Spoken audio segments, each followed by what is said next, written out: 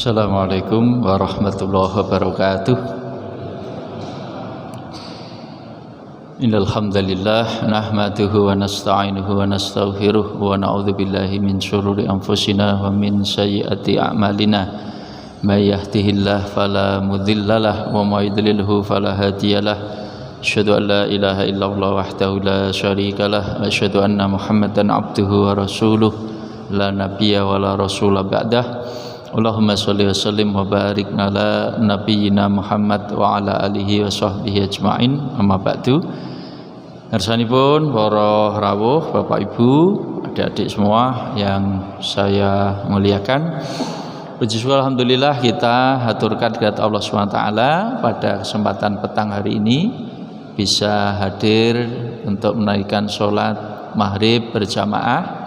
Mari sambil menunggu sholat isya kita isi dengan tholabul ilmi, dengan kajian keislaman.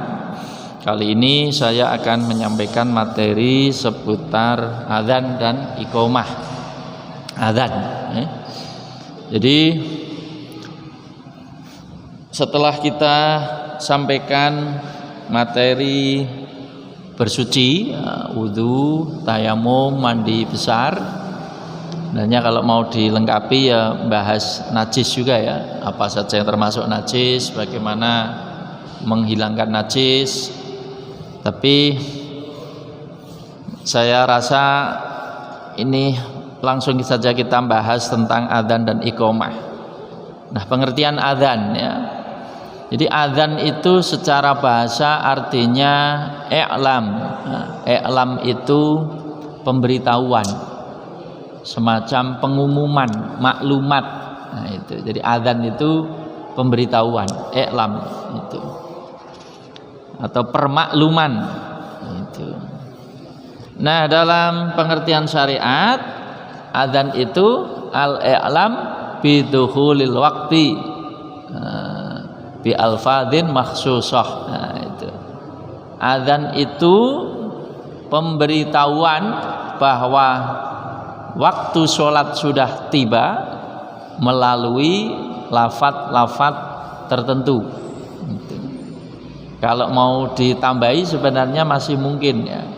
Jadi adzan bukan hanya sekedar memberitahu, tetapi juga sekaligus ajakan untuk sholat. Sebab kalau nanti hanya dianggap pemberitahuan, lah aku wis ngerti.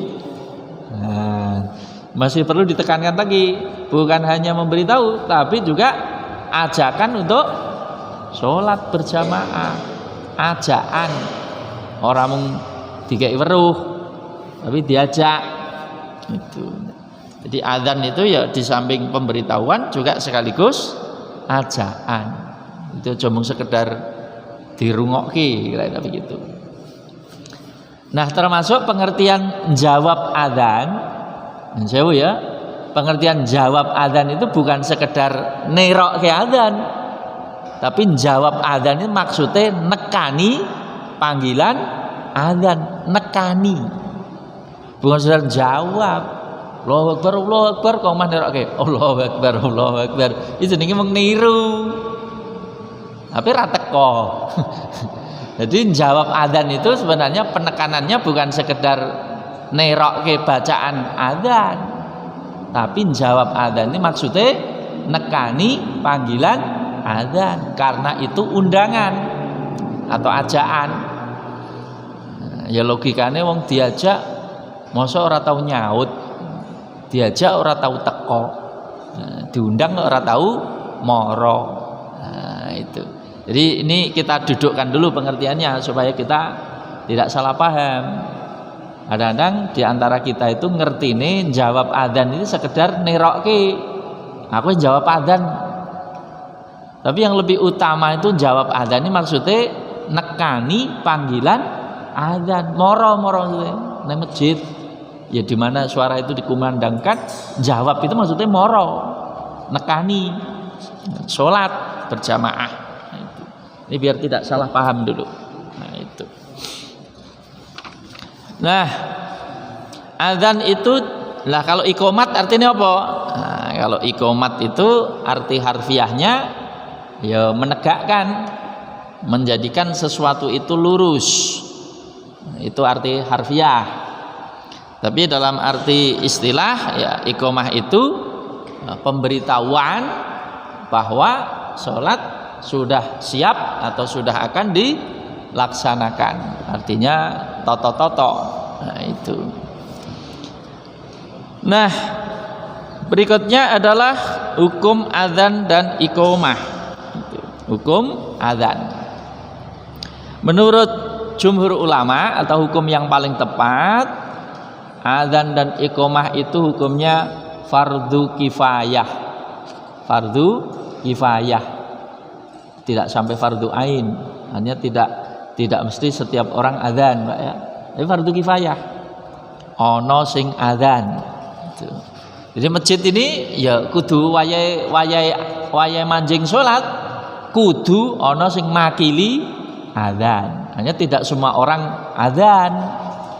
Nah, fardu ain nanti setiap orang adzan dan itu repot. Samping repot ya malah saut-sautan nanti. Nah, makanya cukup fardu kifayah. Wajib tapi perwakilan. Perwakilan itu ya ono sing makili. Wong sak jamaah iki cukup diwakili adzan siji wis cukup. Ora usah kabeh adzan. Nah, kabeh adzan malah repot nanti. Nah, ya, jadi fardu kifayah. Nah, kewajiban perwakilan. Jangan sampai satu tempat apalagi satu kampung wayahe adzan ora ono sing adzan. Sak kampung kok ora ono sing adzan. Ya kalau di situ ada muslim ya mestinya ada yang adzan. Ada musola mestinya ada yang adzan. Apalagi masjid.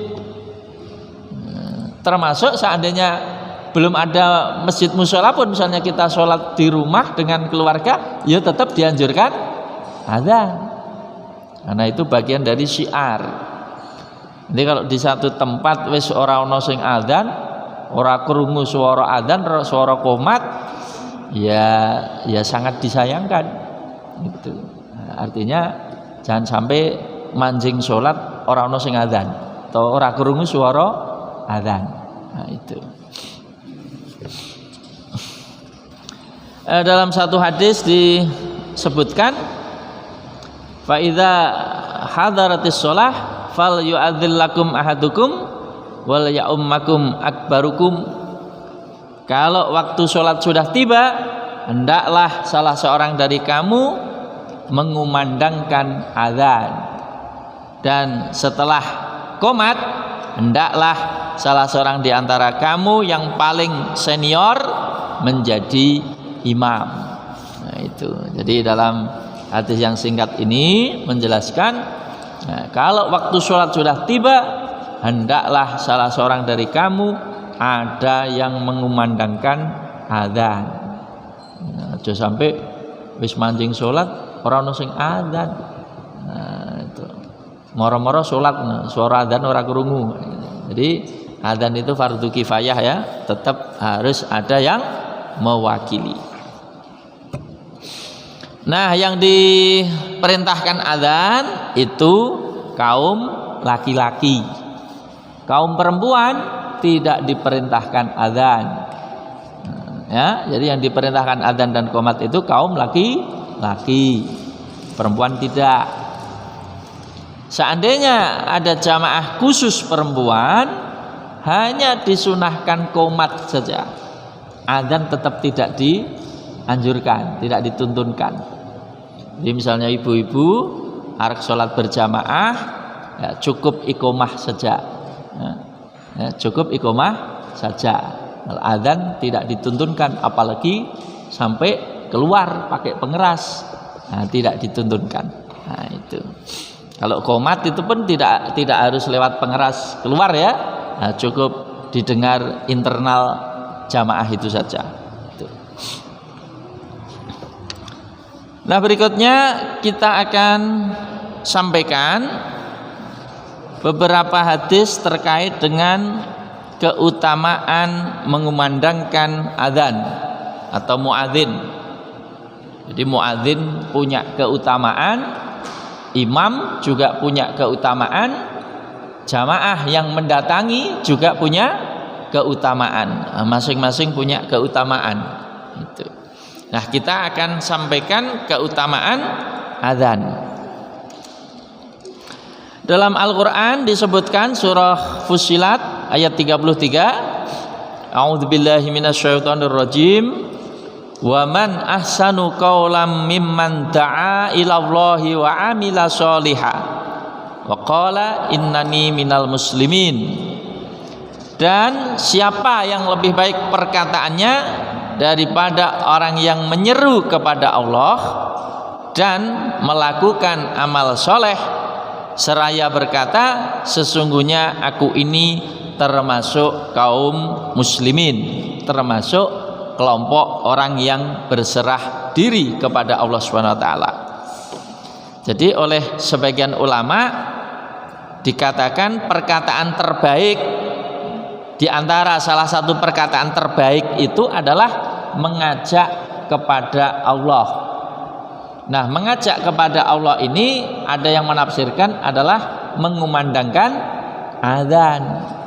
Karena orang mengumandangkan adzan itu pada dasarnya dia sedang mengingatkan orang-orang menuju Allah, menuju mengingat Allah, yakni dengan melakukan sholat berjamaah. Nah, ini termasuk penafsiran da'a ilallah itu adalah muadzin yang mengajak menuju sholat. Nah, berikutnya kita sampaikan beberapa hadis keutamaan adzan. Yang pertama, muadzin itu dinyatakan dalam hadis ini akan memiliki leher yang lebih panjang pada hari kiamat kelak. Nah, lebih panjang di sini ini artinya apakah harfiah, betul-betul lehernya lebih panjang, atau yang dimaksud sebenarnya bukan harfiah, bukan makna harfiah. Tapi arti harfiahnya dalam hadis dikatakan al-mu'adzinuna atwalun nas a'naqan yaumal qiyamah. Gitu. Tukang-tukang adzan itu adalah orang yang paling panjang lehernya besok pada hari kiamat. Nah, panjang lehernya itu apa betul-betul lehernya lebih panjang, atau yang dimaksud adalah mudah dikenali. Mudah dikenali itu artinya punya tanda khusus bahwa dia itu dulu profesinya sebagai tukang adzan atau muadzin. Yang jelas muadzin punya keutamaan. Nah, itu. Yang kedua, adzan itu juga bisa menjadi pengusir setan. Dalam hadis diriwayatkan oleh Abu Hurairah, Nabi bersabda, "Idza nudiya lis-shalah adbara syaitan wa lahu dhurat hatta la yasma'at ta'dzin. Fa idza qadha nida aqbala hatta idza thuwiba bis-shalah adbar hatta idza qadha at-tathwib aqbal hatta yakhtira bainal mar'i wa nafsihi yaqul uzkur kadza lima lam yakun yadhkur hatta yadhalla ar-rajul la yadri kam shalla."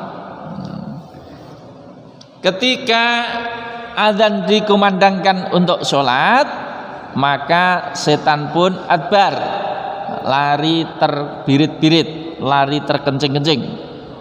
Walahu dhuratun, dhurat itu ya apa ya, bahasa daerah saya itu dhurat itu melayune itu saking melayune banter cepet itu istilahnya melayune kepentut-pentut. Nah, istilah itu daerah saya itu nyebutnya melayu tergesa-gesa cepet wedi itu melayune kepentut-pentut. Nah, daerah bahasa itu dhurat itu ya sampai terkencing-kencing atau kepentut-pentut, ya maksudnya melayu keweden. Nah, itu ya. Hatta la yasma'at ta'dzin, sampai ia tidak mendengar suara adzan itu. Gitu. Jadi setan itu dengan suara adzan itu takut dia, atau panas mungkin ya. Sehingga kalau ada adzan dikumandangkan dia akan lari terkencing-kencing, akan lari menjauh sampai tidak terdengar suara azan. Padahal zaman sekarang azan itu banter-banter terus cedak-cedak ya. Nanti setan geblas itu. Ning geblase sedelo, Pak. Fa idza qadhan nida akbala. Kalau azan wis rampung, bali nyedak meneh. Bagi setan cepet, Pak. Lunga adoh ya cepet, balik meneh ya cepet. Dia makhluk halus. Jadi jarak seolah-olah tidak terlalu jadi soal kira-kira gitu ya. Jadi begitu adzan dikumandangkan dia ngacir, tapi begitu adzan selesai kembali lagi. Nah itu. Hatta idza thuwiba bis shalah adbar, sampai iqamah untuk sholat dikumandangkan dia kabur lagi. Begitu qomat dikumandangkan kabur lagi. Hatta idza qadat tafiq akbala, sehingga ketika iqamah itu selesai dia kembali lagi. Hatta yakhtira bainal mar'i wa nafsi, sehingga dia membisikkan orang yang sholat dan hatinya. Maksudnya begitu qomat wis rampung, setane moro meneh. Nah setelah itu dia mengganggu orang yang sholat. Yang diganggu apa? Ya pikirane, ya atine. Yakul, setan berkata, uzkur kada, kowe elingo iki lima lam yakun yadkur, padahal sebelumnya dia tidak eling. Makanya diakui atau tidak, ketika kita sholat itu kadang-kadang aneh. Anehnya di mana? Sing mau ora kelingan, nak pas sholat itu malah jadi kelingan. Nah, ini hadis ini membuktikan bahwa orang sholat pun masih bisa digoda oleh setan. Caranya goda setan piye? Kekhusyuannya dirusak, kekhusyuannya diganggu, karena setan mengatakan kowe elingo iki, padahal waktu ora sholat ora kelingan, begitu sholat kok malah kelingan. Sering kan seperti itu? Nah, sering. Allahu Akbar, rakaat pertama mungkin ijek rada fokus. Begitu rakaat kedua wis mulai kelingan. Sesuk tanggoku arep mantu, dadi kelingan. Sing mantu sapa wae malah apal, RT anu siki, RT anu sini kae nyunatke, sing iki mantenan, sing iki bayek. Malah tekan bar iki malah apal pirang-pirang. Atau yang kuncinya ketelisut, malah dadi kelingan ketika sholat. Kuncine tibake tak deleh ning anu. Kelingan, padahal ketika tidak sholat tadi tidak kelingan. Dan itu sering terjadi. Nah, hatta yadhallar rajul la yadri kam sholat, saking digoda mau, akhirnya orang itu menjadi tidak sadar berapa rakaat yang sudah dikerjakan. Akhirnya jadi ragu-ragu, aku mau entuk piro kamu. Nah, itu sering terjadi. Kadang-kadang kita itu sholat untuk piro itu kan ragu-ragu, Pak. Untuk piro temu? Nah, ya karena pikirannya yang dindi. Nah, itu bukti, Pak, setan itu masih bisa ngaco orang sholat. Nah, karena digoda ingat ini ingat itu, akhirnya sholatnya malah lali, ragu, wis entuk piro kimu. Ragu-ragu. Nah, ragu-ragu ya ada mekanismenya sih. Kalau ragu-ragu dapat berapa, ya akhirnya kita harus menentukan yang kita yakini. Nah, kalau menentukan yang kita yakini, dianjurkan supaya memilih yang apa? Yang sedikit, jangan memilih yang banyak. Kalian jenengan sholat ragu-ragu, aku untuk telu apa papat kimu, karena jenengan ragu-ragu, jenengan akhirnya harus memilih atau meyakini sing sithik. Sing sithik itu berapa? Ya nak ragune telu karo papat ya milih 3. Karena kemungkinan mendekati yakin yang 3. Yang 4 kan lebih meragukan. Untuk telu apa papat? Nah, yang lebih pas itu milih yang kecil. Artinya jenengan harus putuskan saya masih 3. Tapi karena jenengan ragu, nanti kena apa? Ya kena tambahan ya, sujud sahwi. kena tambahan sujud sahwi itu. Nah, bisa sebelum salam, bisa setelah salam. Ya, artinya kalau ada orang yang kebetulan sebelum salam atau setelah salam, ya sebenarnya sama-sama boleh, sama-sama mungkin gitu. Walaupun Nabi lebih banyak setelah salam ya sujud sahwi ya, tapi ya ada riwayat juga yang sebelum salam, tapi sebagian besar setelah salam itu. Jadi itu obatnya wong ragu-ragu ya, karena orang fokus tadi gitu. Tapi kalau jenengan jadi imam, kalau ragu-ragu, nah, saya kasih tips saya kasih tips. Apa tipsnya? Kalau jenengan ragu-ragu itu nak jadi imam, ojo terlalu pede langsung cung ngadeg misalnya gitu. Bapak nak langsung cung ngadeg, nak keliru di subhanallah itu atau di apa itu. Nah, jenengan rada keri wae, alun-alun. Nak misalnya arek ngadeg, nak imame makmume ngelekke subhanallah, berarti jenengan misalnya ya tahiyat awal. Loro kan kudune tahiyat awal. Ini kadang-kadang orang ragu-ragu. Bisa saja dia kepikiran arek langsung ngadeg misalnya. Ya sebenarnya bisa tipsnya kalau jangan ragu-ragu itu nak ngadeg aja langsung cung ngadeg, kepedean gitu nih. Ragu-ragu langsung cung ngadeg. Mending ngadegnya alon-alon. Nak misalnya keliru, nah, makmume ngelekke subhanallah, nah, berarti lungguh tahiyat awal. Nak langsung ngadeg cung, ya wis. Nah, berdiri sempurna ngadeg maksudnya ora usah lungguh meneh, wis ngadeg kok lungguh meneh. Jadi kalau ada orang misalnya terutama jadi imam ya, misalnya rakaat kedua lali langsung ngadeg padahal kudune tahiyat awal. Nak wis posisi ngadeg jejeg bablas, ora usah lungguh meneh. Walaupun mungkin makmum ana sing subhanallah tadi. Mungkin ngadeg sempurna. Tapi kalau baru arek ngadeg terus di misalnya subhanallah lungguh meneh, nah itu lungguh lagi tidak apa-apa, urung ngadeg. Jadi kalau udah ngadeg sempurna, ya makmum mengikuti berdiri sempurna. Nah nanti kekurangannya tidak tasawuf awal itu diganti dengan sujud sahwi bareng-bareng maksudnya imamnya sujud, makmumnya ya sujud. Jadi mekanismenya seperti itu. Nah kadang-kadang nak urung diterangke makmume ya rapati mudeng, imame kadang mudeng tapi makmume rapati mudeng. Nah, pernah terjadi kudune tahiyat awal bablas ngadeg. Makmume subhanallah. Tapi wis ngadeg sempurna. Lah imame ngadeg ora midun, makmume ya ora gelem ngadeg.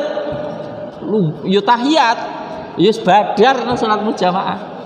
Badar ya buyar. Ngapa buyar? Lah gerakan imam karo makmum wis ora padha. Wong nek ngadeg ki ora usah di subhanallah boleh-bali. Dhewe wis ngerti keliru. Cuman wis kadung ngadeg sempurna maksudnya. Makmume yang mengikuti imam. Nanti bareng-bareng sujud sahwi setelah salam. Ya sebelum salam ya mungkin, setelah salam ya bisa. Itu. Jadi mekanismenya seperti itu ya. Jangan ngeyel kabeh.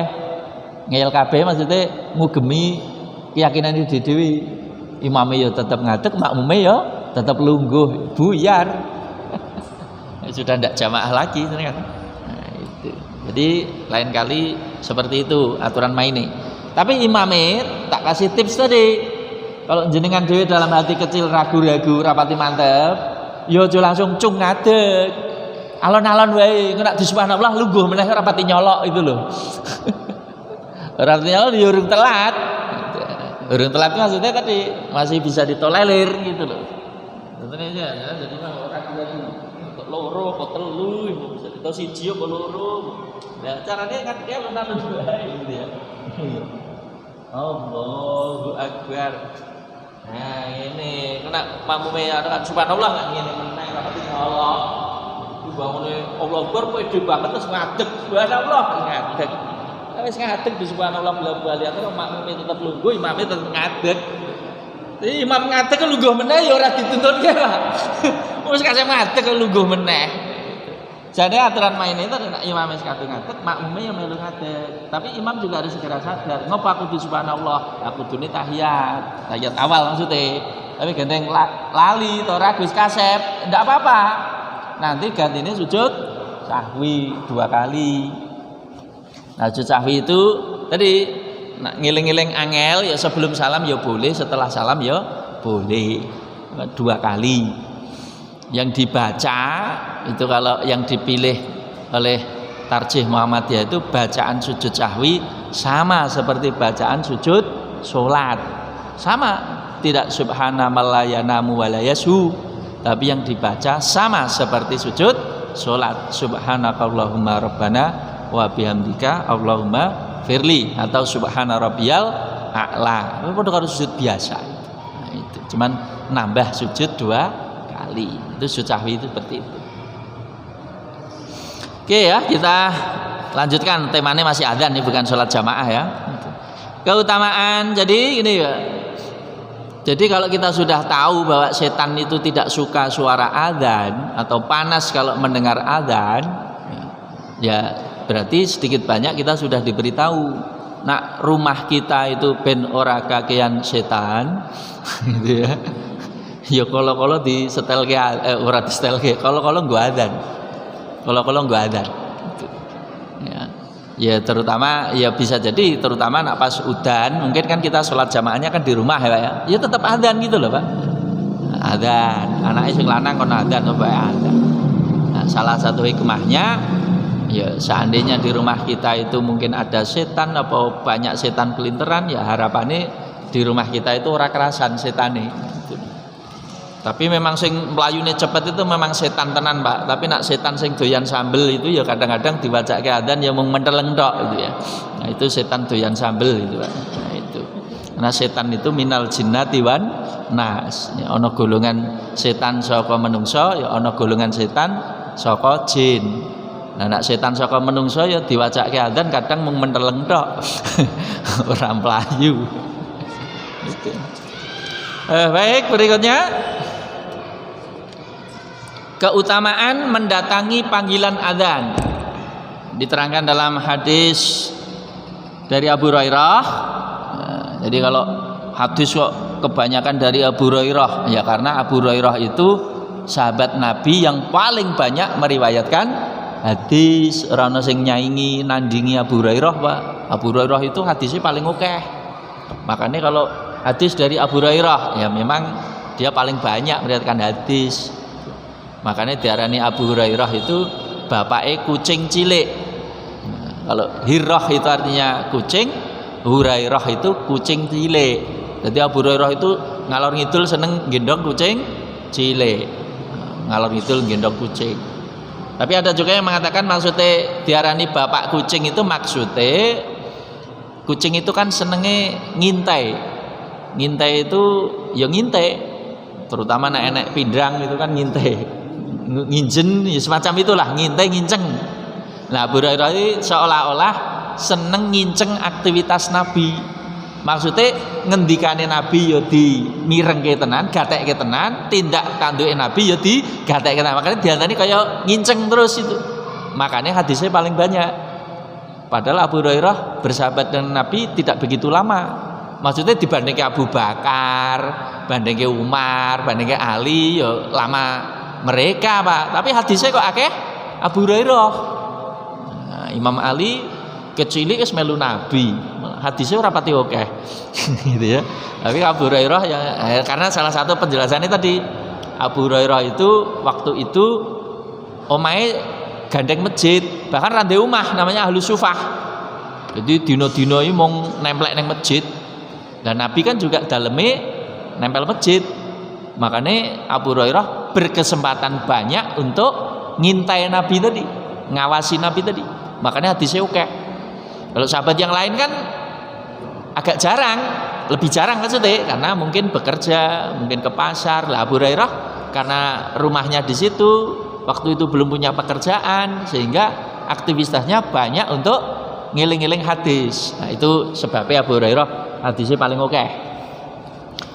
Nah, Abu Hurairah di sini meriwayatkan keutamaan mendatangi adzan. Lau ya'lamun nas ma fin nida wasofil awal, tsumma lam yajidu illa ayastaghimu alaih lastahamu. saumpama menungso iku ngerti ganjarane nekani adzan lan uga ngebaki shaf pertama, kemudian mereka tidak bisa mendapatkannya kecuali harus berundi, maka mereka akan berundi.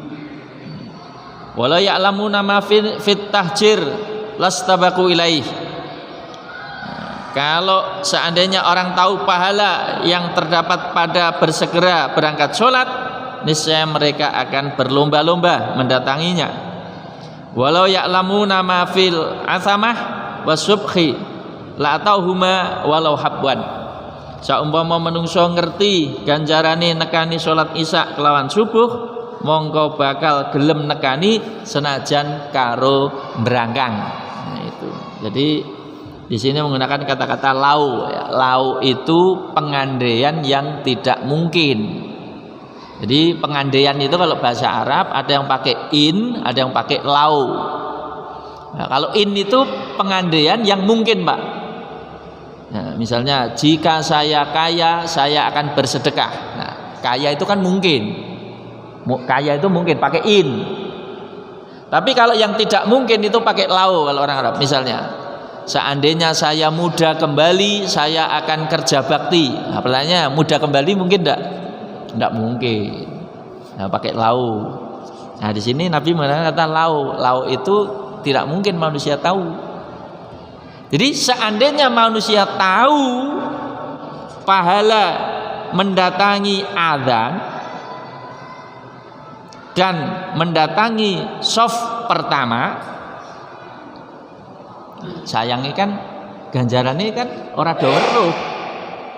Kan seandainya, tapi kan kenyataannya ya ora do weruh. Karena ganjaran itu abstrak. Abstraknya ora ketok. Kita kan hanya percaya ning wujude ganjaran iki kaya apa kan gak weruh awake dhewe. Sama juga seandainya dosa itu konkret, bentuknya konkret, siksane konkret, ya wong do wedi kabeh. Gandeng kabeh itu jek abstrak, ya sing iman tok sing gelem. Sing ora iman ya ora wedi. Sing ora iman ya ora tergerak. Karena di sini yang bicara adalah keimanan. Kenapa? Karena urung weruh konkret. Nah, jadi tadi Nabi kan hanya mengatakan, seandainya orang tahu pahala yang ada pada seruan adzan, seruan adzan itu ya termasuk tadi pahalanya muadzin misalnya menyeru adzan, dan juga pahala orang di shaf pertama. Nah, kalau mereka harus berundi, mereka akan berundi. Kuwi nak ngerti. Nung masalahnya kan orang do ngerti. Sing pirsa ya Nabi. Kalau kita ndak pirsa, belum pirsa. Itu.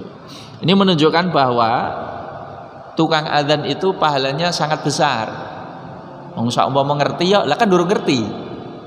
Termasuk yang besar itu nekani shaf pertama. Maksudnya kan wong sing gage-gage nekani. Jadi kalau kita sudah tahu hadisnya, jadi kalau kita itu masuk masjid dianjurkan berbondong-bondong disian ngebaki shop pertama. Nak ngerti ganjarane. Wong masalahnya akeh sing ora ngerti ganjarane sehingga kon shop pertama do wegah. Senenge ning shop buri pinggir pojok. Tekane keri biasanya mulai paling cepet. Wis kena titeni. Dia tekane keri mesti mulai cepet. Lalu nak tekane dhisik biasanya mulie ya keri. Termasuk tadi tekane gasik terus ngambil shop pertama, besar kemungkinan dia juga nanti pulangnya juga belakang. Tapi nak sing tekane keri biasanya mulie ya cepet. Mau teko keri biasanya mburi yo mulie cepet. Ini teko gasik biasanya mulie ya keri genti. Nah, kecuali untuk ibu-ibu ya, ini untuk bapak-bapak ya. Nah, bapak-bapak ini silakan rebutan shop pertama. Tapi nak ibu-ibu malah shop belakang. Iya, shop belakang. Tapi juga kembali juga penataan anu juga Pak, apa? Pintu juga. Sebab kalau pintunya dari sana kena mburi disi juga ngalangi wong. Jadi kembali ke, tapi kalau misalnya ya pintu itu dari tengah bisa. Misalnya ya yang dari sana misalnya loh ini tidak ada pintu. Nah, kalau ibu-ibu malah ngebai paling belakang. Kalau memang pintunya masuk dari samping, ngebai ini mburi sih. Kalau ibu-ibu loh ya. Kalau bapak-bapak ngebai ngarep sih. Ayo ibu-ibu ngebai mburi sih. Tapi karena model pintu kita seperti ini, nak mburi disi ya ngalingi wong, ya tetap neng ngarep berarti kan itu kan. Ngarep versi batas maksudnya. Nah, ini kan udah kasih batas, ya berarti karena di sana pintu masuknya dari sana, ya berarti ngebai ngarep sih. Nah, kalau ngebai mburi dewe secara logika ya ngalingi wong.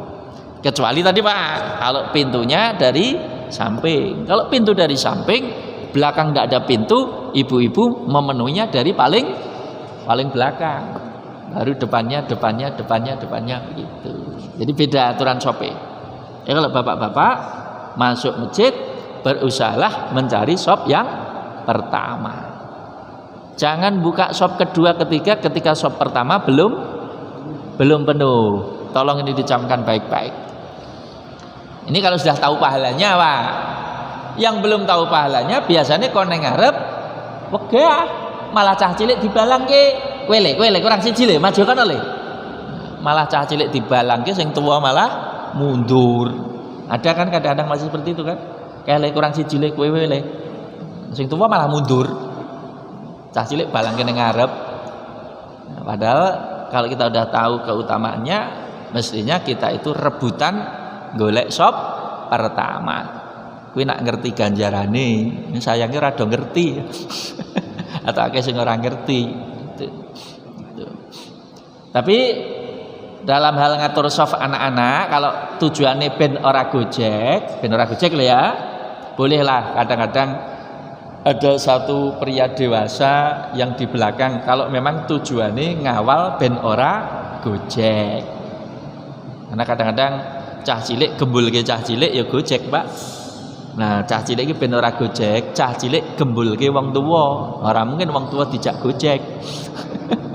Jadi kadang-kadang ini hanya teknik kalau tujuannya ben cah cilik ora gojek lho Pak ya. Ya cah cilik aja digembulke cah cilik. Cah cilik gembulke cah cilik ya gojek. Ora nek diperkiwuwi. Nah, ben cah cilik iki diperkiwuwi carane apa? Wong tuwa atau wong dewasa ngapit cah cilik loro. Terus sampinge dewasa meneh. Cah cilik mati kutu. Apa mati kutu masa wong tua dijak susile. Nah, cah cilik ketemu cah cilik kadang yang ini plek wayu, cah cilik ketemu cah cilik. Coba lihat itu. Jumatan itu saya sering Pak neng masjidan itu dekat rumah saya itu. Dhuwur kuwi khusus nggo cah cilik-cilik, yo gojek kabeh. Cah cilik dhuwur kono, lho cah cilik mbok gembulke cah cilik, ura. Agak amin lho ora penak dirungokke to, Pak. Amin. Ora rambung-rambung. Cah cilik kabeh. Ora ono sing diwedeni. Ini ngatur sop menurut saya salah. Nak cah cilik ben ora gojek, gembulke wong tuwa. Jadi wong tuwa iki ngawal loro-loro ngono. Kiwa tengene mati kutu cah cilik, Pak. Maksudnya ora wani gojek. Gitu. Ya, itu teknis ya. Teknis itu artinya tidak mutlak cah cilik itu mesti neng mburi gembulke cah cilik. Dampak negatifnya tadi gojek kabeh, ora ono sing wedeni, ora ono sing dipekiwuhi. Gitu. Harusnya sebagian orang tua ngalah ndak apa-apa. Ya tetap sing tapi nek sing cedak imam memang sing alim. Hubungannya karo nak imam terjadi apa-apa ben ana siap sing ganti. Jadi nak wani neng mburi imam iki nak imam sewaktu-waktu terjadi apa-apa siap ganteni itu loh, Pak. Ya tetap pilih sing alim aja cah cilik.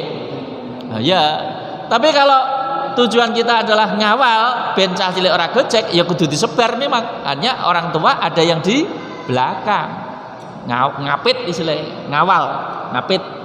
Nah, nanti kemungkinan gojek berkurang, Pak. Karena cah cilik awar wong tua mesti pekewo. Gitu. Tapi nak cah cilik gembul cah cilik ya bebas, ura. Itu. Jadi seperti itu.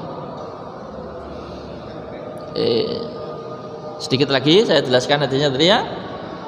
Kalau orang tahu pahala bersegera mendatangi adzan, niscaya orang akan berlomba-lomba disik-disikan. Nah, yang terakhir nih Pak ya, wala ya'lamuna ma fil atamah wasubhi la'atauhuma walau habban. Seandainya manusia tahu pahala mendatangi sholat isya berjamaah dan subuh berjamaah, niscaya mereka akan mendatangi keduanya walaupun harus merangkak. Misalnya wong ki ganjaran nekani sholat isya karo subuh ki didudohke, kuwi wong kok ngomah ning masjid kon berangkang kowe gelem, Pak. Itu kata Nabi. Ning sayange kan urung didudohke. Abstrak maksudnya gitu. Makanya masih banyak orang yang belum begitu tergerak kira-kira gitu. Wong iki kadang-kadang kan seneng sing konkret iki. Nek didandani ganjaran sing urung ketok, urung pati cukup nggerak iki. Tapi nek digawe sing konkret ya tergerak. Misale iki sapa sing salat subuh ning Masjid Al Furqon nekani salat subuh entuk duit 500.000. Niku kira-kira kebak ora masjide? Kebak. Ayo mbok pedhok dina wae kebak, malah tambah akeh. 500.000. Lah kan konkret. Mulai salat subuh entuk 500.000, mbok sak kecamatan iki teko kabeh lho kuwi. 500.000 apa meneh sak juta Pak ya. Sak juta walah mungkin tekan ayo tekan dalan-dalan ngono itu. Kuwi misale langsung diopahi. Lah iki jane Nabi Gusti Allah iki jane ya ngopahine ya gedhe, mung abstrak. Abstrake urung diparingi saiki tur ya urung ketok. Sampai Nabi hanya mengatakan, umpama wong ki ngerti ganjarane nekani salat isya karo subuh, kuwi kok ngomah kon berangkang kowe gelem. Berangkang. Sayang kan urung ngerti. Makanya numpak motor itu tetap pegah Pak ya. Dalane apik, padang kadang mung jarake 50 meter ya. Neng masjid isya subuh jarang, ora gelem, wegah. Nah, harapannya setelah kita tahu pahalanya ya bisa memotivasi kita untuk lebih semangat lagi. Ya bahwa kita kadang-kadang masih perlu motivasi, orang yang mungkin masih perlu dimotivasi dengan materi ya ndak apa-apa. Ya semua kan berproses. Tapi nak sing wis ngerti ya ada tidak ada materi ya wis ora terpengaruh, Pak. Karena kita memang beribadah untuk Allah, bukan untuk beras misalnya. Bukan untuk minyak misalnya. Tapi bagi untuk menarik kelompok tertentu yang imannya mungkin belum sekuat kita ya boleh-boleh saja itu metode. Cuman sambil jalan kan nanti kan insya Allah ngerti dewe. Nak ibadah itu tujuan utamanya ya mencari ridho Allah. Bahwa mencari ridho Allah ditambahi ganjaran, ditambahi supermi yo ora apa-apa. Gitu loh. Yo ora apa-apa gitu loh. Tapi nek wis mudeng ya ada tidak ada ya tetap mangkat. Nah, itu aja gitu ya.